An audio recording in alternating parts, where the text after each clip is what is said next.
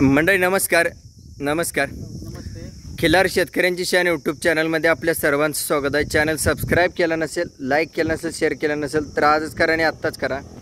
कारण का सर्वांना सांगायची वेळ काय येते की या खिलार दुनियेमध्ये जो काही बदल घडतोय तर तो बदल आपल्या सर्वांना बघायचा आहे. आणि खिलार संगोपनामध्ये जी वाढ झाली आहे, कोणामुळे वाढ झाली, का झाली आहे वाढ, आणि वाढ होण्यापाठीमागे कारणीभूत कोण कोण आहेत ज्या त्या भागामध्ये, तर त्या प्रत्येकाची नोंद किंवा शहानिशा किंवा पुरावा मी प्रत्येकाच्या समोर मांडत आहे मंडळी. तर आज ज्या ठिकाणी आलो आहे ते हुपरी गाव, तालुका हातकणंगले, जिल्हा कोल्हापूर. तर या ठिकाणी अतिशय सुंदर म्हणजे खिल्लार संगोपन वाढीसाठी एक गोष्ट घडली, ती गोष्ट नोंद करण्यासाठी आलो आहे. मान्य सतीश हांडे हुपरी, तालुका हातकणंगले, जिल्हा कोल्हापूर यांच्याकडे ब्रीडिंगसाठी नैसर्गिक रेतनसाठी एक खिल्लार वळू उपलब्ध आहे. त्या वळूची माहिती घेण्यासाठी आणि तो वळू उपलब्ध कसा केला आणि त्या वळूसाठी कोणाकोणाचं श्रेय लागलं, आणि आज नशीब आहे की खिल्लार शेतकरी यूट्यूब चॅनल आज बैलाच्या गोट्यास भेट देताना गावकरी किंवा आज डॉक्टर यांची उपस्थिती लाभली. त्यामुळं मी त्यांचंही आभार मानतो. डॉक्टर साहेब नमस्कार. नमस्कार. आपला परिचय. मी डॉक्टर दीपक सोलंकर, हुपरीपासून एक 3 किलोमीटर अंतरावर तळणगी म्हणून गाव आहे, तालुका हातकणंगले, जिल्हा कोल्हापूर. डॉक्टर साहेब म्हणजे आज जो तुमच्या भागात तुमच्या गावात गाई भरवण्यासाठी नैसर्गिक रेतनसाठी सतीश हांडे यांच्या गोट्यात जो खिलार वळू आहे त्या वळूबद्दल मत काय तुमचं? वळू सिलेक्ट करताना मी होतोच.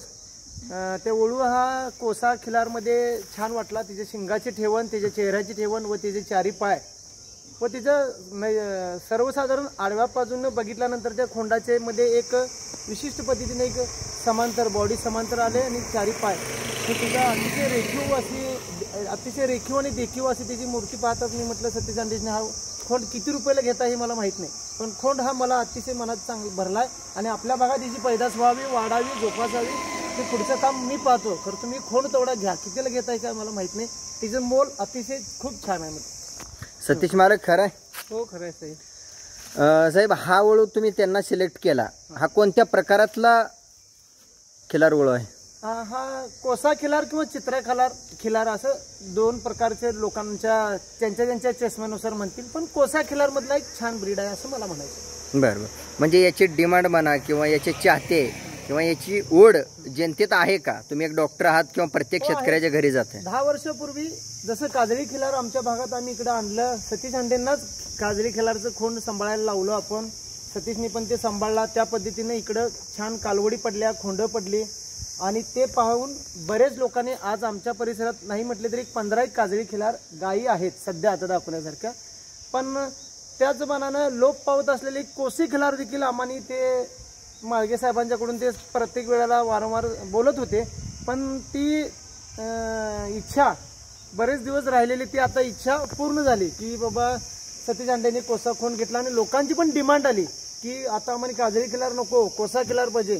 इथून मग एक 300, 400, 500 किलोमीटर अंतरावर जाऊन गाई भरून यायला ते लोकांना पण त्रास व्हायला लागला. सिमेंटमध्ये पण प्रॉपर कोसा खिलारचं आम्हाला सिमेंट मिळेना. मग आम्ही आमच्या अक्कल पद्धतीनं कुठेतरी ते कोसामध्ये यावं म्हणून आम्ही हल्लीकर सारखं सिमेंट पण सोडून बघितलं. मग त्या पद्धतीने ते वासरू आलं, पण वासरू आल्यानंतर त्याला कुठेतरी जरासं किंचित कबरत बाक येणार, कपाळावरती असा डबारा येऊन ती शिंग वर उचलल्यासारखं जाणार. जे प्रॉपर ब्रीडिंगमध्ये कोसामध्ये जे पाहिजे होतं ते कोसा आलं नाही आहे. मग म्हटलं सतीश रावांना म्हटलं की आपण एक कोसा खोंड आणायलाच लागतो, त्याशिवाय आपल्याला इकडे कोसी पैदास वाढणार नाही. मग सतीशने पण पहिले 6 महिने बरं आणूया म्हणून हे वेळ घालवले, पण त्यांच्याही लक्षात आलं की बाबा आता कोशाची गरज आहे आणि त्यांनी जाऊन ते सिद्धेवाडी खाली पंढरपूर तालुक्यात अतनी तालुक्यात सिद्धेवाडी म्हणून कुठेतरी बाउंड्रीवरती गाव आहे कर्नाटकच्या, तर त्या बाउंड्रीवरनी ते खोंड सिलेक्ट करून आम्ही मग सतीशना म्हटलं तुम्ही किती रुपयाला घेताही माहित नाही, कारण खोंड घेऊन घ्यायला लागतोय. खूप छान खोंड आणि याची पैदास खूप छान होणार.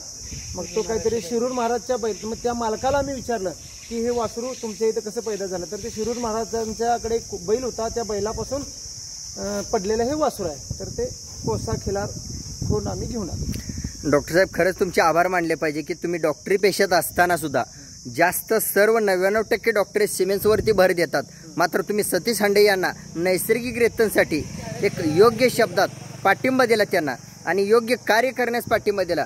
डॉक्टर साहेब नैसर्गिक रेतन एक कृत्रिम रेतन यामधला फरक सांगू शकाल? 100% सांगू शकतो. नैसर्गिक रेतन आणि कृत्रिम रेतन. कृत्रिम रेतन देखील चांगलं आहे, काय वाईट नाही आहे. आज जे एचएफ आणि जर्सी आणि इतर वरती जे दुग्धोत्पादन वाढीसाठी जे काम झालेलं आहे ते कृत्रिम रेतनानंच झालेलं आहे. तर कृत्रिम रेतन ह्या वळूचं जरी आपण सिमेंट काढलं आणि ते जर वापरलं तरी देखील ह्या पद्धतीची पैदास पडेल. पण कृत्रिम रेतनासाठी हा वळू सिलेक्ट करणे ते मला माहीत नाही, ते सिलेक्टसाठी कुठली बॉडी असते किंवा काय असते, त्यांचं काय पद्धतीनं काम असते, ते शासन दरबारी कशा पद्धतीने त्याला सिलेक्शन करतात, त्या काय त्याला निकष लावतात हे आपल्याला माहिती नाही. आज शासनाचे पण काही सिमेंट्स आहेत, ते सिमेंट सोडून पाहिलं तर आम्हाला ती वासरं खाली शिंगाची म्हणजे बोडकी आम्ही ज्या शब्दात म्हणतो त्या पद्धतीची वासरं मिळायला लागली. त्यामुळं सिमेंट काही NDDPची वासरं देखील ब्राऊन कलरची पडायला लागली. तर तसं नव्हतं. आम्हाला काय पाहिजे, जर आता कोसं पाहिजे, जर कोशाचं सिमेंट नसेल मग काही एखाद्या व्यक्तीने कोशामध्ये सिमेंट काढण्याचा प्रयत्न केला पण ते कमी प्रमाणात मिळायला लागलं. मग आता आम्ही ठरवलं की म्हटलं नैसर्गिक रेतन ऑलरेडी गुंडा हा त्यात कामच करतोय. म्हटलं गुंडांना म्हटलं की आपण एक कोसा खिलार खोंड आणूया आणि इकडल्या भागातल्या लोक इकडून जात असतात त्या लोकांचं आपण इथल्या इथे व्यवस्था लावूया. अभिनंदन आणि खरंच परत एकदा आभार मानलं पाहिजे डॉक्टर की आज तुम्ही चांगल्या कार्यासाठी एक पाठिंबा देत आहे. हे कार्य घडत असताना डॉक्टर साहेब अजून कोणाकोणाची साथ तुम्हाला लाभली हा बैल सिलेक्ट करत असताना? हा बैल सिलेक्ट करत असताना आणि एक आमच्यासोबत धनपाल चौगुले म्हणून एक जुने शेतकरी बांधव आहेत. आज त्यांचं वय 65 ते 70 या घरात आहे की त्यांना ते भवरं बट्ट अमुक तुमुक जुना त्यांचा अनुभव त्यांच्या पाठीशी खूप आहे.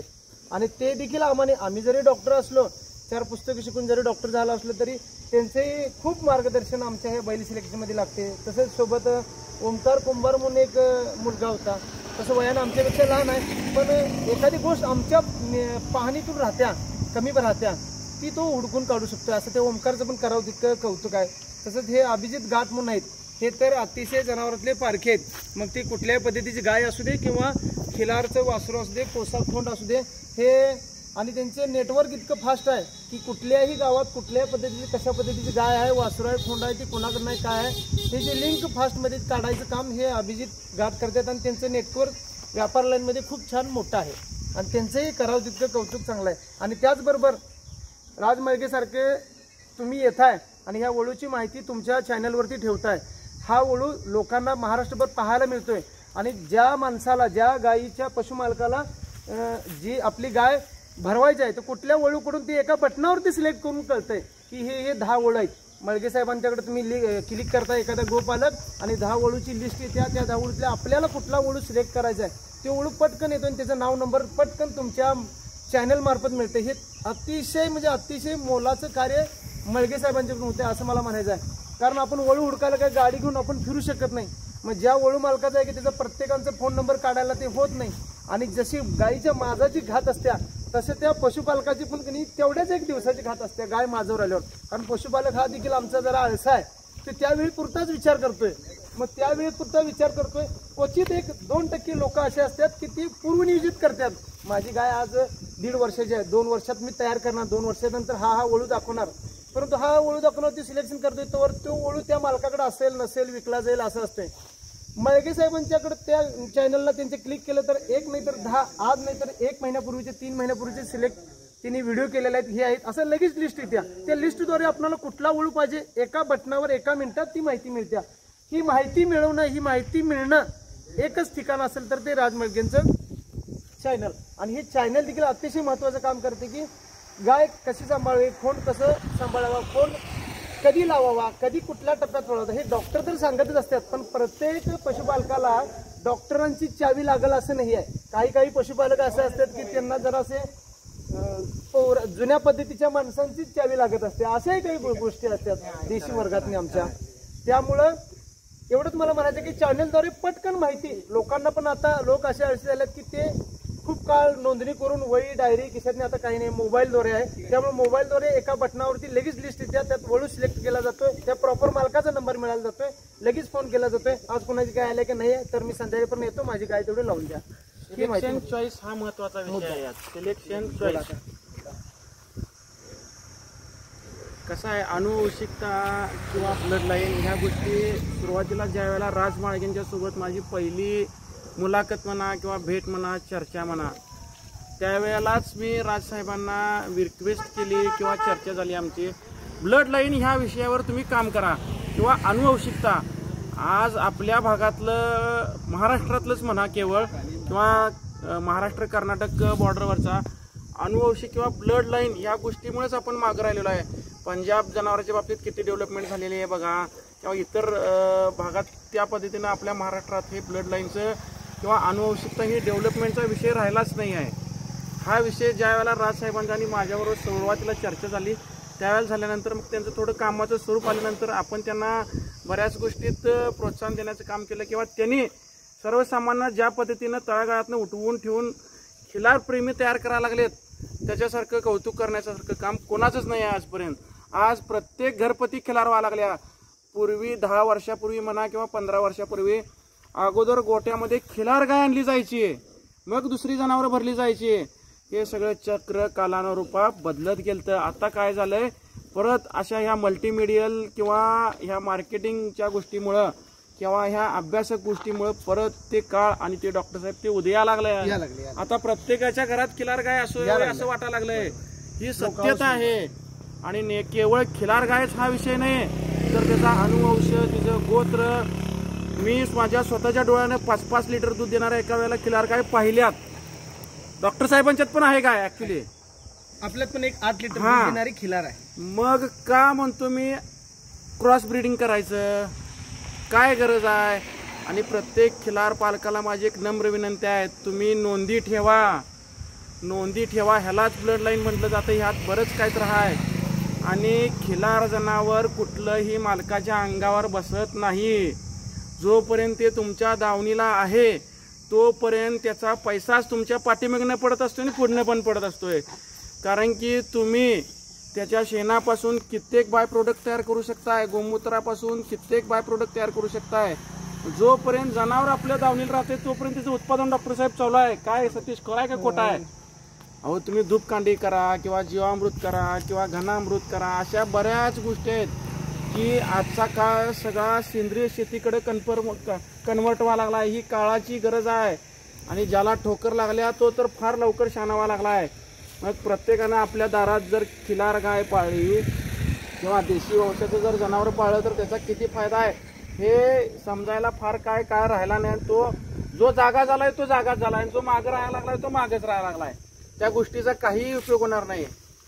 ह्याच्यापासून पूर्वी जुने आजार होते बघा, त्यांना आता आपण काय म्हणू शकतोय, साथीचे आजार. त्यावेळेला आजारी पडलेल्या माणसाला गोट्यात नेऊन टाकत होतं.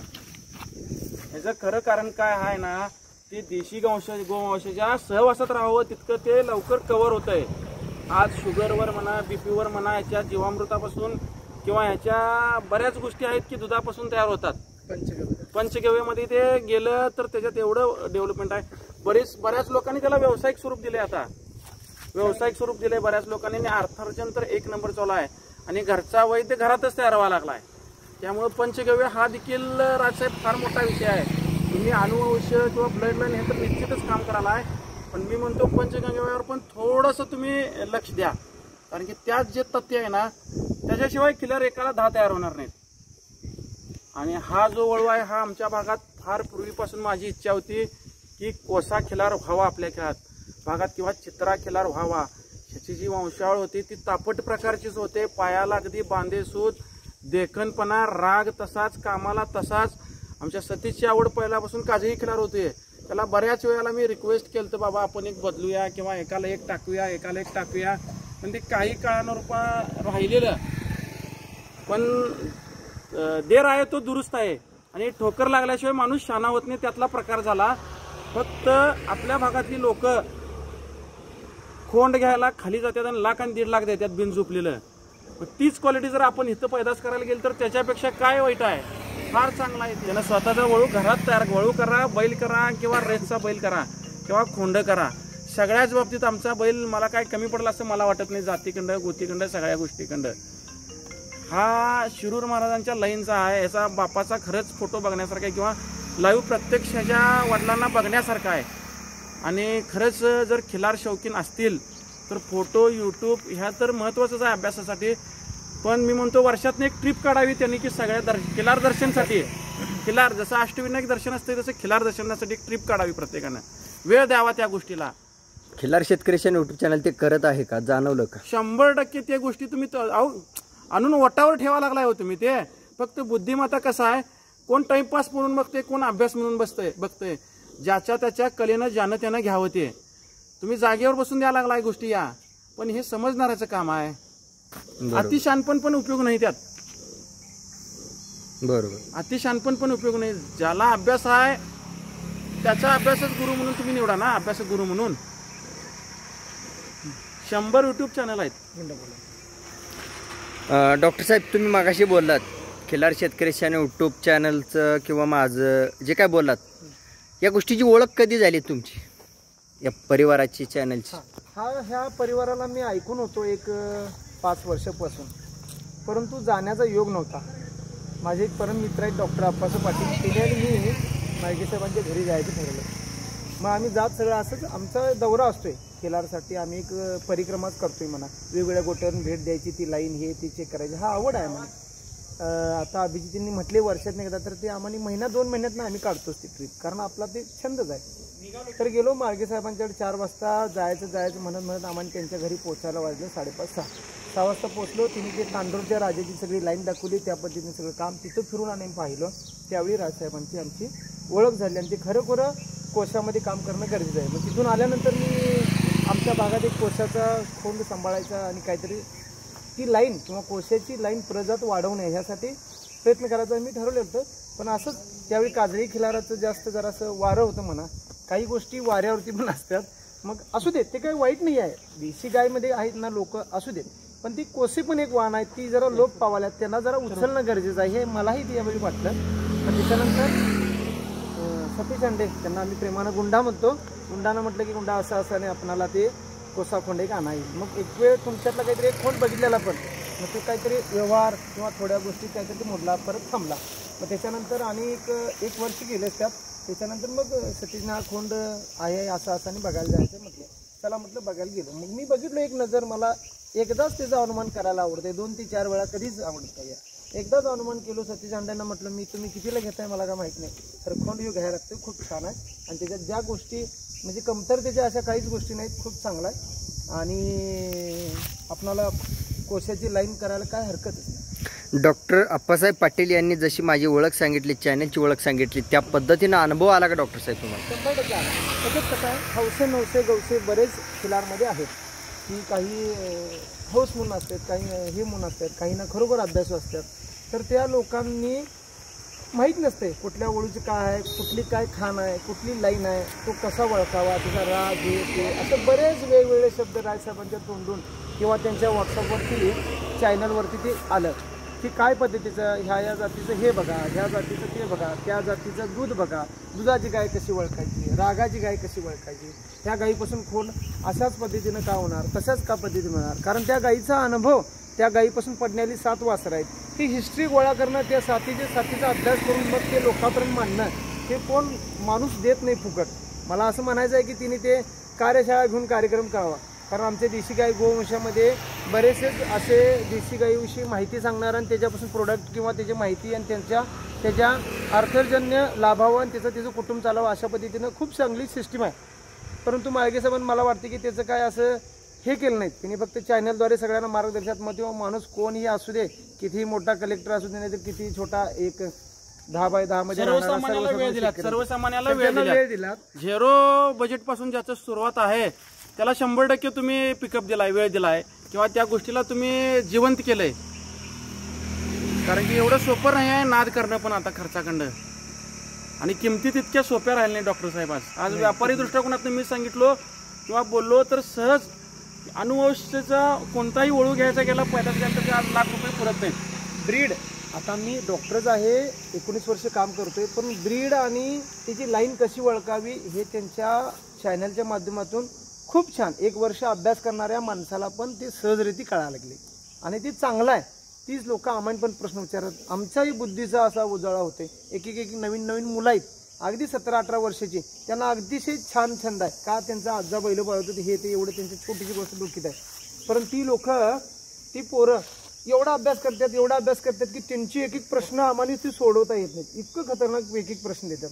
मग त्यांना आम्ही लगेच नंबर माळगे साहेबांचे देतो, तिने ते सोल्युशन देतात.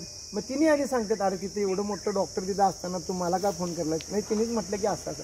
म्हणजे काही गोष्टी अशा असतात, काही त्या नवीन मुलं असतात 18 ते 20 वर्षाच्या टप्प्यात, ती बाळगायची, ती गाय जोपासायची, त्याचा अभ्यास करायची, ती अतिशय जिज्ञासानं असतात आणि ती एवढ्या जोरात असतात की त्यांना अशी पटपट माहिती पाहिजे असते. उद्या बघतो मी आणि ती लाईन सांगतो आणि त्या मालकाला फोन करतो, नाही लगेच पाहिजे. मग लगेच पाहिजे असेल तर एक हे खिलार मास्टर शांती युट्यूब चॅनल आहे. हे चॅनलचे हे आहेत त्यांना शेतकऱ्यांची खिलार शेतकऱ्यांची चॅनल आहे राज मळगे साहेबांचा. त्यांचा डायरेक्टली नंबर घे, त्यांना ते उचलणार नाहीत, काहीतरी कामात असतील, तू डायरेक्ट त्यांना फोन कर, ते तुला डायरेक्ट लगेच लाईन आणि लगेच एका बटनावरती सगळी खोंडांची किंवा त्या गायींची ती काय पद्धती जवारमधील लाईन, त्यातले थोड्या प्रांत वाईज कसं त्यांचे चेंजेस झाल्यात, आटपाडी म्हणा किंवा जतकडले म्हणा किंवा तिकडं ह्याच्याकडले, असं वेगवेगळ्या प्रांतानुसार थोडा बदल झाला त्या गायीतनी, ते लगेच सगळं तुला माहिती मिळून जाईल. ओके डॉक्टर साहेब, तुमच्या विचारातून कोसा प्रकार आणला ब्रीडिंगसाठी किंवा शेतकऱ्यांच्या कल्याणासाठी भल्यासाठी, ही गोष्ट जगापुढे मांडावी किंवा मीडियामध्ये मांडावी असं वाटलं होतं का? 100% वाटलं होतं. कारण कोसा खिलार हा माझं असं वैयक्तिक मत आहे की ते दोन्ही तत्वावर चालतोय. म्हणजे काय, दूधही देणार आणि अतिशय स्ट्रॉंग आणि कणखर अशीच आहे. खोंड जरी झाला तरी अतिशय चांगल्या पद्धतीला शर्यत पळणं किंवा शेतीच्या कामासाठी पण अतिशय उत्तम. कोसा हा हार्ड म्हणजे असे कठीण जात समजली जाते. त्यातलं मग तापी खिलार म्हणून असते, ती थोडीशी नाजूक दिखाऊपणा, जे मोठे बैल होतात पालखीला बैल, ते असे तापी खिलारमध्ये मोडतात. त्यांचं कोसा जर आला तर ते दोन्ही तत्वावर झाले. कालवड झाली तरी पण तिचे दूध देण्याची क्षमता आहे, बरी आहे. अति चांगले असं मी म्हणत नाही किंवा अति कमी असं मी म्हणत नाही, पण बरी आहे. आणि खोंड झाला तरी पण अतिशय स्ट्रॉंग कणखर कठीण होतोय. धन्यवाद डॉक्टर साहेब, वेळ दिला. अभिदादा तुम्ही सुद्धा वेळ दिला. धन्यवाद. आमचं तुम्हाला उलट विनंती किंवा आभार की आमच्या विनंतीला देऊन मान देऊन तुम्ही इथपर्यंत आला. आमच्यासारख्या सतीसारख्या माणसाला तुम्ही वेळ दिला किंवा ह्याच्या गोष्टीला उजाळा देण्याचा प्रयत्न केला. याच्याबरोबर मला एक सहज डॉक्टर यांचं एक वैशिष्ट्य आठवलं की कधीही कुणाचाही फोन जाऊ दे, परत रिप्लाय हा या व्यक्तीचा. छोटी मुलं आमची परत ह्या व्यक्तीचा रिप्लाय. आम्ही बरेच ह्यात फिरलोय, 20 वर्ष आपण ह्यातच पैसे घालून अक्कली घेतल्या. बरेच लोक स्टँडर्डायझेशन जपल्यात किंवा वेळ देत नाहीत किंवा परत करतो किंवा करू ह्या गोष्टी मी फार बघितल्यात. पण यांना फोन केलाय, कामात असले तर ठीक आहे, पण नंतर का असेना ह्यांचा फोन आलेला आहे. आज लोक या व्यक्तीची परिस्थिती बघितली आहे, इतकं काय असं चांगला नाही आहे माणूस परिस्थितीनं. याला अहो शिक्षण पण किती स्टँडर्ड आहे, त्या मनाने हे बरेच काय करू शकत होते. हो, एका मिनिटात सांगतो. आज कुठल्याही गोष्टीची कन्सल्टन्सी, आज आमच्या गोठा शेतकऱ्यांनी गोठा बांधायचा आहे, गोठा कुठली गाय खरेदी करायची आहे, कशा पद्धतीचे रॉ मटेरियल, ह्याची कन्सल्टन्सी करण्यासाठी पण आमचे एक डॉक्टर 15,000 एका गोट्याचे, 10 गायींच्या गोट्यासाठी 15,000 कन्सल्टन्सी फी घेतात. एखादी सांभाळण्यासाठी किंवा किती गोट्याचा आहे त्याची कन्सल्टन्सी, 1 वर्षभर रुटीन लावण्यासाठी 30,000 50,000 अशी कन्सल्टन्सी फी घेतात. 0 बजेट कन्सल्टन्सीमध्ये हिने खिलार जोपासायला तयार आहेत आणि हे अतिशय खूप मोठी महत्वाचं काम आहे. Not joke. ही कधी गरज समजणार आहे माहितीये काय, अजून 2-4 आता वेळ तर गेलेलीच आहे बऱ्याच लोकांची, पण अजून एक थोड्या दिवसात ह्याची काय गरज आहे किंवा हे काय करत होते हे बऱ्याच लोकांना का नाही अजून आपल्या का नाही खिलार हे मुळात महाराष्ट्राचं आणि त्याच्यावर प्रयोग करणारे किंवा खिलार प्रजोत्पादन आपलं सांगोल्याच्या आसपास आहे, तिथं पण मी व्हिजिट दिलोय, पण त्यांचं काम इतकं वाखाणण्यासारखं नाही आहे या गोष्टीत. ते हे जे काम करतात किंवा अजून पण माझं आपल्या महाराष्ट्र सरकारला आमच्यासारख्याने रिक्वेस्ट करून पण त्याचा उपयोग होईल नाही, पण प्रॉपर त्यांनी ह्या गोष्टीवर महाराष्ट्रानं संशोधन करायला हवं. पंजाबनं जसं मुरा म्हशीवर केलंय किंवा हरियाणाने केलंय, साईवालवर केलेला आहे, थारपारकरवर झालेला आहे. प्रत्येक राज्यानं त्याच्या खिलार किंवा त्याच्या देशी वंशावर त्यांनी डेव्हलपमेंट केलेली आहे का त्यांना अनुदान आहे. पण आपल्या भागात खिलारवर असं विशेष कार्य कोणीही केलं नाही आहे, ठराविक माणसं वगळता, किंवा सरकारनं तर काहीच केलेलं नाही आहे.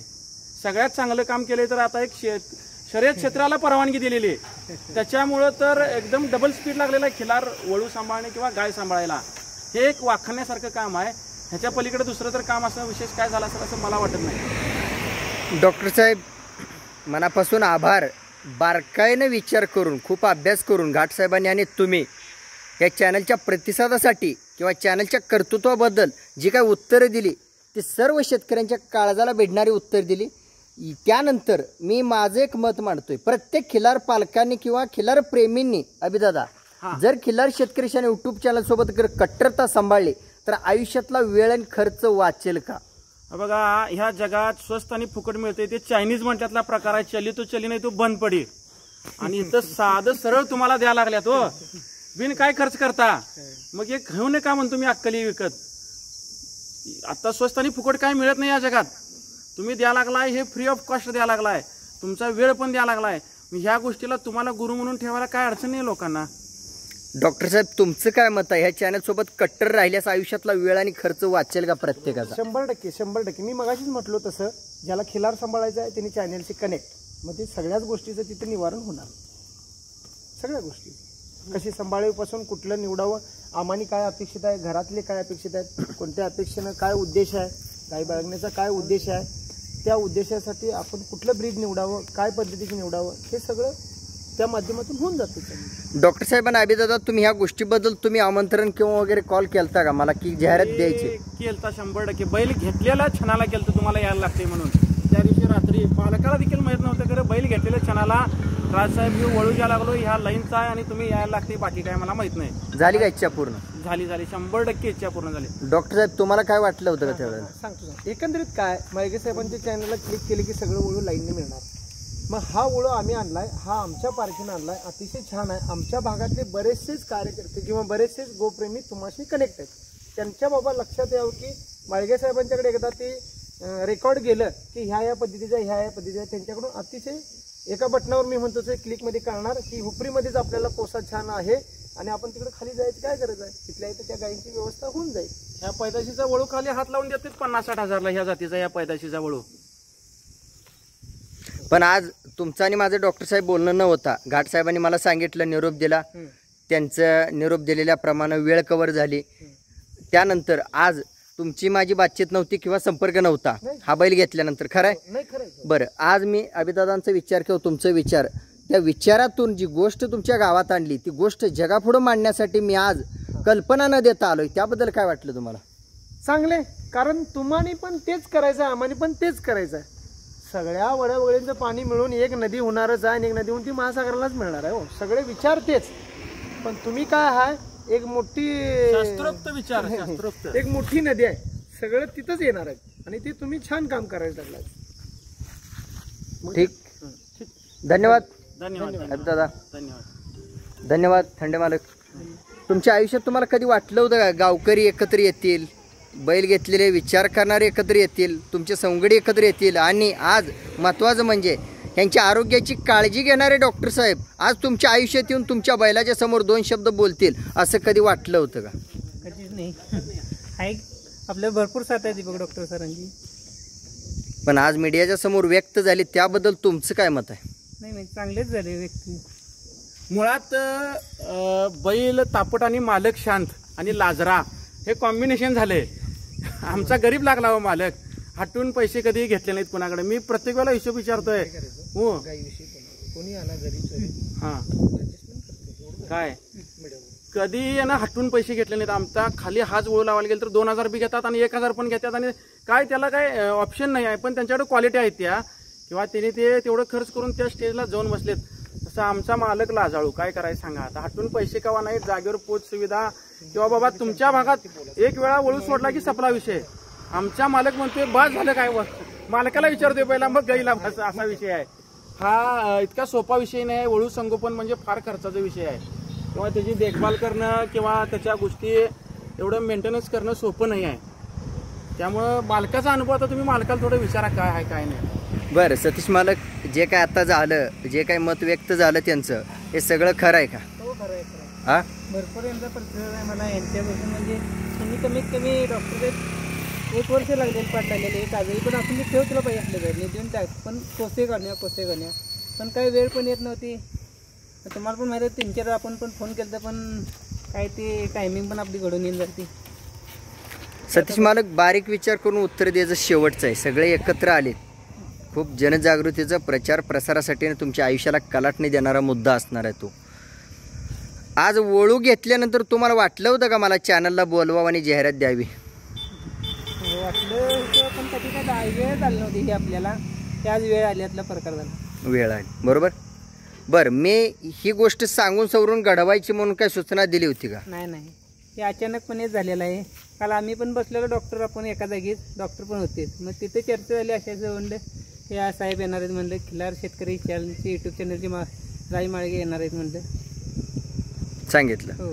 बरं, हे आज घडेल सगळे एकत्र येतील आणि त्यांच्या अंतकरणातून व्यक्त होतील असं वाटलं होतं का? काही विषयच नव्हता. काय म्हणते 2 दिवस झाले सकाळी विषय मालता, 2 सकाळी दिवस झाले. फक्त हिनीच फोन कॉल केलता. त्यानंतर मी 10 वाजता अचानक ध्यानात आले यांचा डॉक्टरांनी पण जरा फोन लावल्यावर राजमाळी साहेब आल्यात म्हणून सकाळी लावल्यावर मग ती दोघं आता आपण चाललेलो उभं तेवढ्यात ते 5 मिनिटात वेळात वेळ काढून आल्यातलं सगळी एकत्र आली. काय वाटलं या गोष्टीबद्दल? सगळे एकत्र येऊन तुम्ही जी काही गोष्ट घडवली ती आज जगापुढे मांडायला खिल्लार शेतकरी युट्यूब चॅनलला संधी दिली आणि वेळ दिला, याबद्दल तुमचं काय मत? नाही, चांगलंच की झालं की बाबा हे असं एकत्र येणं पण हे लई महत्वाचं काम आहे. सगळेजण एकत्र येणं म्हणजे, आणि खिलार शेतकरी चॅनल यूट्यूब चॅनल यानं केलेलं आहे. ठीक आहे, धन्यवाद, शुभेच्छा आणि अभिनंदन सुद्धा तुमचं की कोसा खिल्लार प्रकारामध्ये तुम्ही वळू मालक खिल्लार शेतकरी यूट्यूब चॅनलमधून प्रथम दिसताय. अभिदादा धन्यवाद. धन्यवाद, तुमचा आभार आहे. वेळात वेळ काढला एक होतकरू तरुण वर्गासाठी आणि कोसा खिल्लार वळू मालक तयार झाला पाहिजे. जिद्द होती तुमची ती प्रत्येक बोलताना फोनवरून संदेशवरून दिसून येत होती, ती पूर्ण झालेली मी आज डोळ्यानं बघितलं. एक समाधान वाटलं हुपरीला येऊन. आपण असा आहे, नाद हा मातीत गेल्यावरच आपला सपणार आहे सगळ्यांचा. या इथं जे आहेत किंवा खिलार राजमाळग्यांच्या सोबत जी कनेक्टेड आहेत त्यांचं मातीत गेला तरच नाद सपतो. नाद हा रक्तातच आहे प्रत्येकाच्या आणि रक्तातच असतो, त्याशिवाय हे होत नाही. त्यामुळे मी परत एकदा राजमाळग्यांचं धन्यवाद मानतो की त्यांनी वेळ दिला आपल्याला, सतीश सारख्या माणसाला उचलून धरण्याचा प्रयत्न केला किंवा त्याच्याकडे जी वस्तू आहे त्या वस्तूला खरेपणा आणि खुरेपणा देण्याचा प्रयत्न केला. त्याच्याबद्दल मी परत मनापासून धन्यवाद. ठीक आहे, सर्वांचा आभार. वेळात वेळ काढला सगळ्यांनी आणि होतकरू तरुण वर्गासाठी समाजापुढे मांडण्यासाठी त्यांचं कर्तृत्व आज नोंद करण्यासाठी चॅनलला सुद्धा संधी दिली. धन्यवाद.